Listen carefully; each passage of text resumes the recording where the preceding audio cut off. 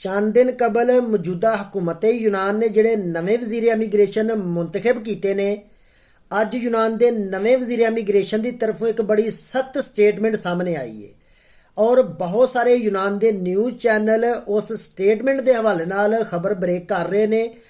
Και ασύλου δεν θα είναι το ξενοδοχείο κάποιου που έρχεται. Θα γνωρίζουν όσοι έρχονται ότι όταν πια θα χαθεί το άσυλό τους, γιατί όσοι παίρνουν άσυλο προφανώς τη χάνουν της διεθνούς προστασίας, αυτοί θα έχουν μία δυνατότητα, μάλλον δύο: φυλακή ή επιστροφή, κύριε Ηλιόπουλε. ਤੁਸੀਂ ਸਾਰੇ ਵੀਰ ਭਰਾ ਬਖੂਬੀ ਜਾਣਦੇ ਹੋ ਕਿ ਯੂਨਾਨ ਦੇ ਜੋ ਹਾਲਾਤ ਨੇ और जितनियां भी कम्यूनिटीज़ यूनान दे विच मुकीम ने और जितने भी परदेसी वीर यूनान च मुकीम ने, चाहे तुसी किसी भी कंट्री तो बिलोंग करते हो, तुसी बखूबी जानते हो कि बहुत ज़्यादा ऐसे अफराद ने कि जिन्होंने पहला असائلम इशू किया गया, फिर चंद माह तो बाद उन्हों का असائلम कार्ड भी कैंसल कर दिता गया और हुण उन्होंने कोल किसी किस्म का कोई भी लीगल स्टेटस नहीं है।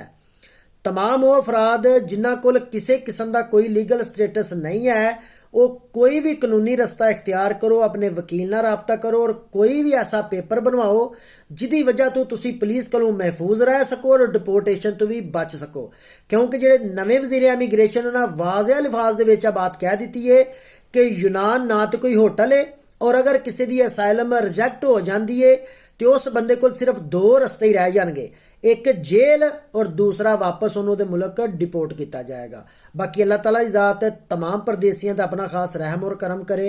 अगर मजीद कोई नवी अपडेट हुई तो जरूर वीरां नाल शेयर करांगे। दुआवां याद रखियो, तुहाडी मुहब्बत दा बहुत ज़्यादा मशकूर हाँ। जज़ाकल्लाह खैर।